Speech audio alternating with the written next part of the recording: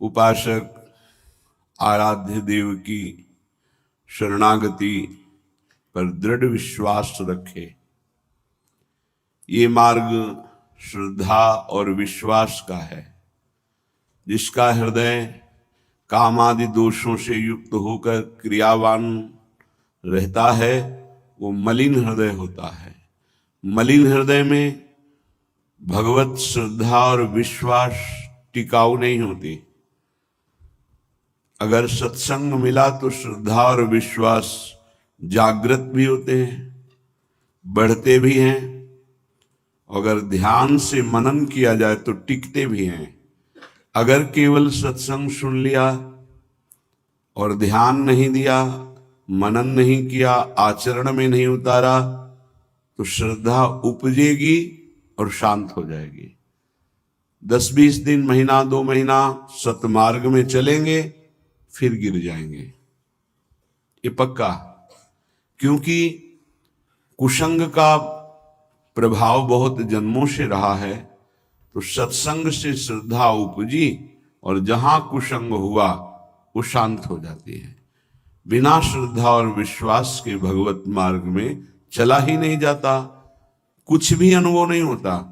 यही श्रद्धा और विश्वास अनुभव कराते हैं। याभ्याम बिना न पश्यन्ति सिद्धा स्वान्तः स्तमीश्वरम। बिना श्रद्धा विश्वास के जो सिद्ध पुरुष अपने हृदय में अनुभव करते हैं वो अनुभव नहीं कर सकते।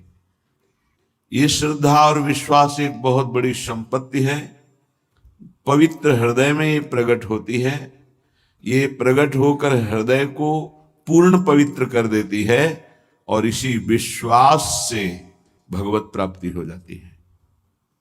बिन विश्वास भगति नहीं ते बिन द्रवहि न राम। राम कृपा बिनु सपनेहु जीवन लह विश्राम। ये विश्वास हमारा प्रतिपल बढ़ता रहे। माया का कार्य है विश्वास का नाश कर देना। इतने दिन हो गए भगवान का नाम जप करते हुए, आराधना करते हुए, क्या काम बना? कोई काम तो नहीं बना। और विपत्तियां आ गई और परेशानी आ गई, खत्म श्रद्धा विश्वास। जबकि बहुत सुंदर कार्य ये हुआ कि आपके हृदय के मलिन विचार बाहर निकलकर नष्ट हो गए, पर आपने उनको बाहर निकलना ना देख करके उन्हें अंतर में आना मान लिया कि जब से नाम जप किया तब से अंतर में बड़ी मलिनता आ गई। नाम जप करने वाले को जो दुख विपत्ति मिलती है वो बहुत बड़ा प्रारब्ध बहुत छोटे में कटा दिया जाता है। नाम जप उपासक को जो संपत्ति मिलती है वो उसके भजन का फल नहीं होता। भजन का फल तो सीधे भगवान की प्राप्ति है। ये भजन करने का भाव जो हुआ उससे सब प्राप्त हो जाता है।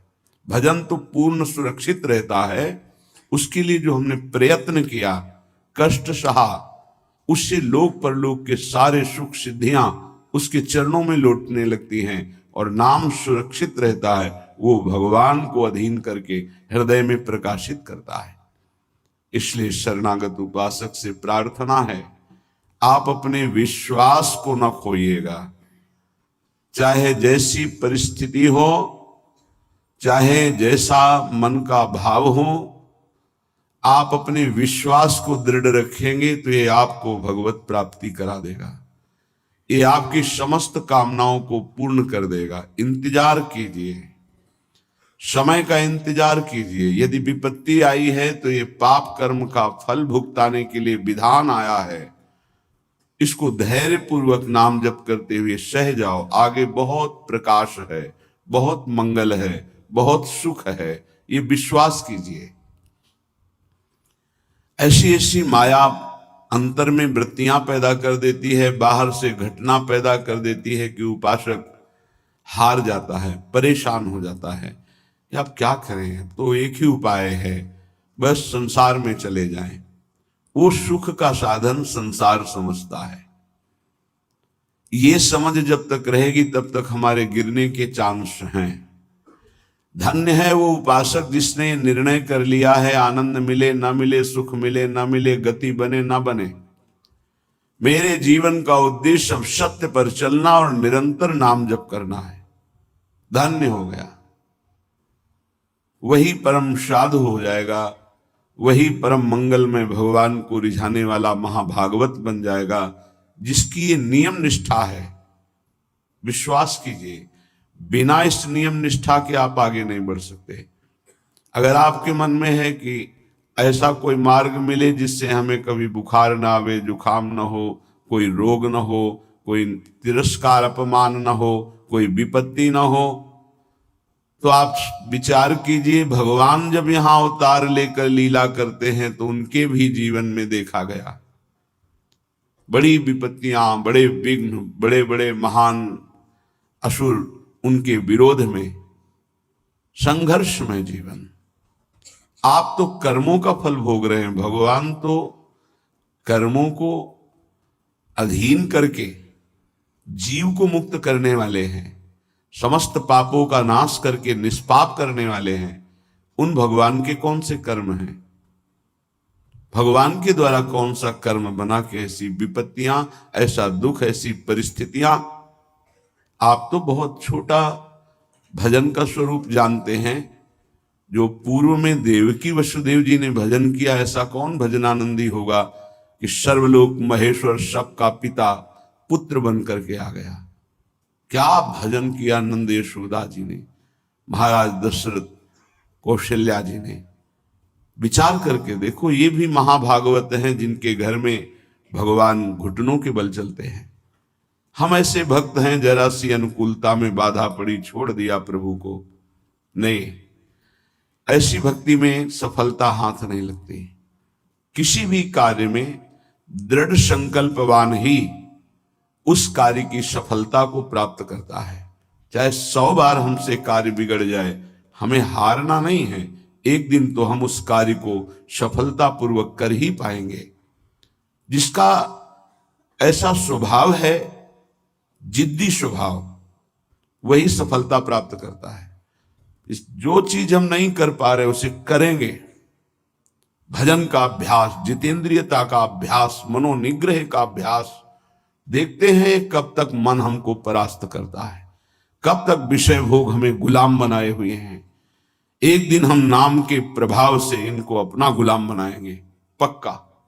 पर आपका बहुत दृढ़ स्वभाव, हजारों बार हारने पर भी हमें नहीं हारना, तब भगवत प्राप्ति का मार्ग उसके हृदय में प्रकाशित कर देते हैं भगवान। उसका प्रयास देखकर, पुरुषार्थ देखकर, प्रयत्न देखकर, विकलता देखकर, वो दिव्य मार्ग जिससे भगवत साक्षात्कार होता है। इसलिए कभी निराश नहीं होना, उदास नहीं होना, कभी इस मार्ग में हारना नहीं। हारते हुए भी हमारी ही जीत होगी, क्योंकि हमारे साथ प्रभु हैं। विश्वास कीजिए, ये बहुत बलवती माया है, इसको केवल हरि जिताते हैं। अन्यथा कोई तपस्वी, कोई साधक, कोई सिद्ध माया पर विजय प्राप्त नहीं कर सकता। मामे वे प्रपद्यन्ते माया में ताम तरन्ते। श्रीपाद प्रबोधानंद जी महाराज कह रहे हैं, ये देखो शरणागति है प्रिया प्रीतम की, प्रिया प्रीतम के धाम की।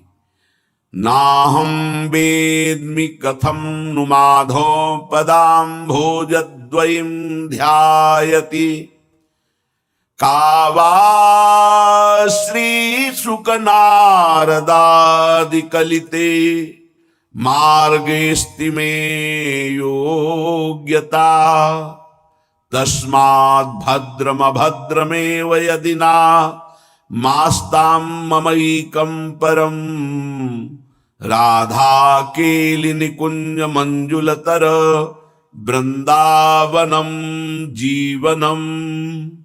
राधा केलि निकुंज मंजुलतर वृंदावनम जीवनम, वृंदावनम जीवनम। मैं भगवान लक्ष्मीपति चतुर्भुज नारायण महावैभव ऐश्वर्य संपन्न, मैं कभी नहीं चाहूंगा कि वो मेरे ध्यान में आवे। ये शरणागति है प्रेम की। जो जहां उपासना में अपने आराध्य देव के प्रति ऐसा ही अनन्य रहे। ये वृंदावन के द्विभुज मुरली मनोहर ललित त्रिभंगी लीला पुरुषोत्तम प्रेम वितरण करने के लिए जो प्रकट हुए, ये उनकी अनन्यता है। या नवनिवृत्त निकुंज में जो सदा बिहारी बिहारिन जो विहार करते रहते हैं, ये उनकी अनन्यता है। नाहम वेद्मि कथम नु माधव पदाम्भोज द्वयम ध्यायति। मैं कभी ध्यान पद्धति को भी स्वीकार ऐसी नहीं करता जिनमें भगवान का ऐसा ऐश्वर्य रूप हमारे ध्यान में आवे।